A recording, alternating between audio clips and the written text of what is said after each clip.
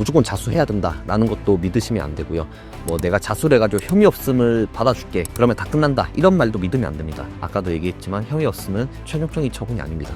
그리고 그런 자수라는 거는 내가 스스로 결심을 해야 되는 거지, 뭐 주변에서 뭐 이렇게 해가지고 뭐 겁을 줘가지고 자수를 하거나 이런 상황은 아니라는 점을 분명히 말씀을 드리겠습니다.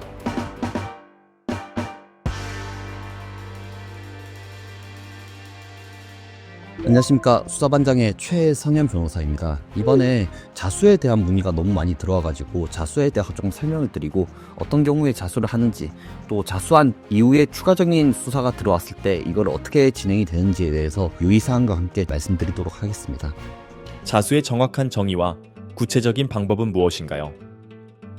첫 번째, 자수라고 하는 거는 내가 어떤 범죄를 저질렀다라고 수사기관에다가 미리 알려주는 행위입니다. 그래서 자수를 할 때는 내가 어떤 행위인지 모르겠는데요, 제가 잘못된 행위를 했습니다, 이렇게 하는 건 자수가 아닙니다. 자수라고 하는 거는 육하원칙에 맞춰가지고 내가 언제 어디서 어떤 행위를 했고 이러한 행위가 어떤 법에 저촉되는지에 대해서 구체적으로 자수를 진행해야 됩니다.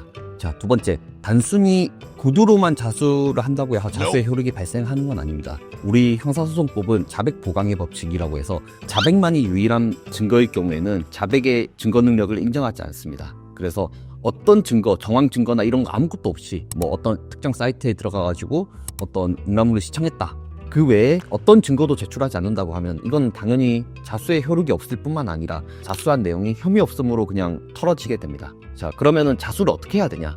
결국에는 내 자백과 함께 그 자백에 보강되는 그런 증거들을 제출을 해야 됩니다. 예를 들면 내가 이 사이트에 가입한 가입 내역이라든지, 결제를 했다고 하면 결제 내역이라든지, 가능하면 다운로드 받았던 게 있다고 하면은 다운로드 받은 것까지 제출을 하는 게 가장 이상적인 자수라고 할 수 있습니다. 자, 그렇다면은 뭐 대부분 많은 경우에 이미 이런 동영상들을 다 삭제를 해버려가지고 자수를 할 때 제출할 수 없다, 어떻게 하냐라고 많이 말씀을 하십니다. 그럴 때는 최대한 어쨌든 내가 이 사이트에 가입을 했고 혹시 뭐 유료 결제를 했다고 하면 그 부분에 대해서 최대한 자세하게 보강해서 설명을 해야 됩니다. 그래야지 자수의 효력이 있고, 만약에 이런 게 되지 않는다고 하면은 혐의 없음으로 불송치 결정이 날 수도 있습니다. 자수 후 불송치 결정을 받으면 좋은 거 아닌가요? 불송치 결정이 난다고 해서 다 좋은 게 아닙니다. 내가 자수해가지고 불송치 결정이 나면 끝나는 거 아니냐, 그래서 정말 성공 사례다, 이렇게 이제 말씀을 하시는 분들이 있는데 절대 그렇지 않습니다. 경찰에서 혐의 없음이라고 하는 건 결국 증거가 불충분해서 혐의가 없는 겁니다.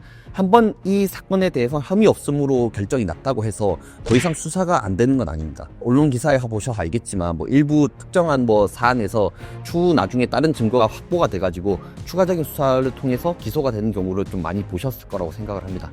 그래서 법정에 가서 무죄를 받는 것과 수사기관이 혐의 없음을 받는 거는 그 효과가 전혀 다릅니다. 법정에 무죄가 받는 거는 불고불리의 원칙이라든지 아니면 뭐 일사부재리 원칙이 되기 때문에 한 번 무죄가 나오면 이거를 다시 기소를 해가지고 유죄를 만들 수가 없습니다. 그래서 재판에 넘어가서 무죄가 나오는 경우에는 그거 자체로도 완전한 종결이 되는 겁니다. 그런데 수사기관이 수사를 하다가 혐의 없음 처분이 되는 거는 완전한 변론이 아닙니다. 추가적으로 증거가 발생된다고 하면은 얼마든지 다시 수사가 진행될 수 있는 겁니다. 자, 여기에서 지금 현재 문제되는 상황이 발생을 할 겁니다. 일부 이제 사례를 좀 말씀드리면은 한 30건 정도 내가 본 것 같은데 어떤 영상을 본지 잘 모르겠다, 그리고 어떤 걸 뽑는지도 잘 모르겠지만 자수하고 싶다라고 저한테 말씀 주신 사례가 있습니다. 이 사안에서 제가 자수하는 거는 뭔가 맞지 않다라고 말씀드렸는데, 이 사례에 대해서 조금 말씀을 드리면 결국에 우리가 자수를 하더라도 증거를 낼 수가 없어요. 뭐 내가 이 다운받았던 목록이나 이런 걸 낼 수 없고, 그리고 구두만으로 봤을 때 이게 아청물인지 아닌지 명확하게 확인이 어렵기 때문에 경찰이나 검찰에서는 혐의 없음으로 불송치나 불기소 결정을 할 가능성이 꽤 많이 높습니다. 자, 그러면은 내가 자수했음에도 불구하고 혐의 없음 받았으니까 끝이냐? 그게 아닙니다. 혐의 없음으로 끝을 받았다는 것은 내가 자수했던 내용과 증거가 부족해가지고 혐의 없음을 받았던 거지, 만약에 이걸로 통해가지고 뭐 경기 남부청에서 수사가 진행이 돼가지고 다시 수사 의뢰가 온다고 하면은 그거는 새로운 증거가 발견이 됐기 때문에 재수사가 가능한 겁니다. 결국 가장 좋은 것은 최종적인 처분이라고 할 수 있는 기소유예 처분을 받는 게 가장 베스트합니다.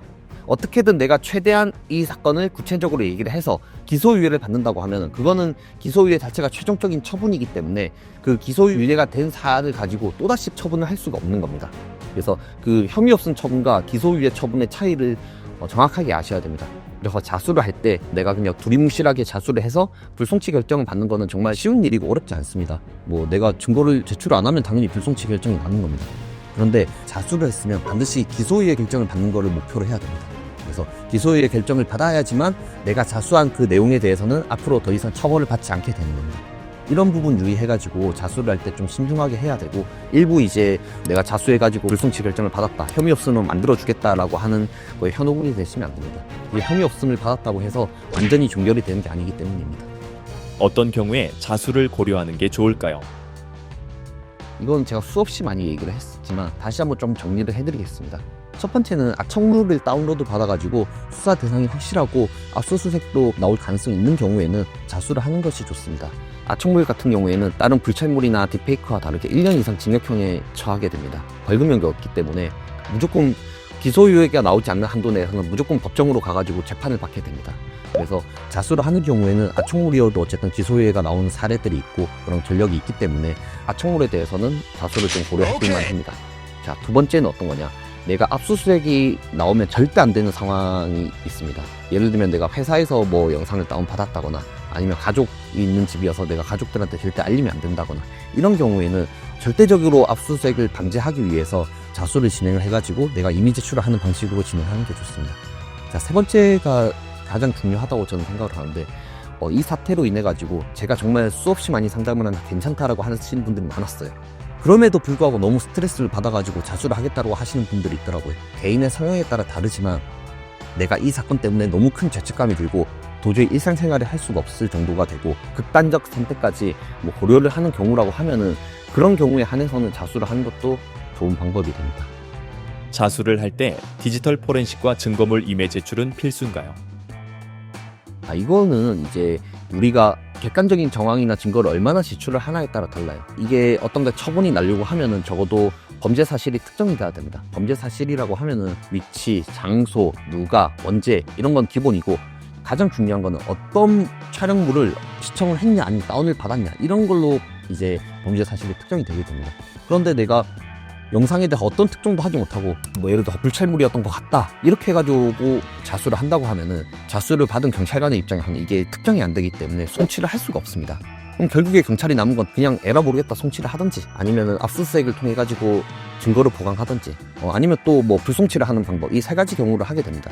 근데 그냥 무작정 송치를 하기에는 경찰은 부담스럽습니다. 왜냐하면 거의 매우 높은 확률로 검사가 보완 수사 요구를 할 겁니다.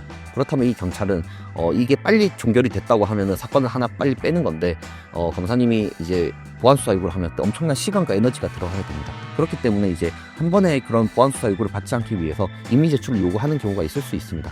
그래서 이런 임의 제출이 반드시 해야 되냐요에 대한 대답은, 내가 얼마나 자수를 할 때 임의 제출을 하지 않고도 경찰이 충분히 혐의를 인정할 만한 증거나 명확한 뭐 이런 내용을 제시를 하냐 안 하냐에 따라 달라질 거라고 판단을 합니다. 그래서 뭐 그런 부분 고려해가지고 뭐 자수를 결심을 할지 안 할지 고민하면 될 것 같습니다. 안전하게 자수를 진행하는 절차는 어떻게 되나요? 일단 기본적으로 구두로 뭐 자수를 하는 경우도 있지만, 경찰의 경우에 자수를 많이 받지 않기 때문에 구두로 가서 얘기를 한다고 하면은 자기네가 인지를 했다고 수사단서에 박아 넣을 가능성도 있습니다. 그래서 직접 가셔가지고 구두로 자수하는 건 그렇게 추천드리지 않아요. 가장 좋은 건요, 일단 움직일 수 없는 서면을 통해 가지고 경찰에다 직접 우편을 통해 제출을 하는 겁니다. 그렇게 한다고 하면은 반드시 이거는 접수가 나오고 접수 도장을 찍기 때문에 자수의 효력은 그 즉시 발생을 하게 되는 겁니다. 그래서 일단은 자수서를 먼저 제출을 하고, 그 다음에 경찰과 소통을 하면서 어떤 증거를 어떻게 우리가 수집해가지고 제출을 할 건지에 대해서 조금 논의를 하고, 그 뒤에 이제 피의자 신문 조서를 받으러 갈 겁니다. 그렇게 피의자 신문 조서를 받고 나서 이제 추후에 양형 자료들을 모아가지고 검사님한테 제출을 해서, 검사님한테 이런 경우 우리가 가만히 있었으면 적발될 가능성이 없지만 정말 죄책감에 그리고 피해자에 대한 죄송한 마음에 자수를 했다는 점을 충분히 입증을 해서 기소유예를 받을 수 있는 전략으로 나아가면 될 것 같습니다. 지금까지 자수에 대한 설명을 드렸고, 제가 계속 하는 얘기지만 뭐 무조건 자수해야 된다라는 것도 믿으시면 안 되고요.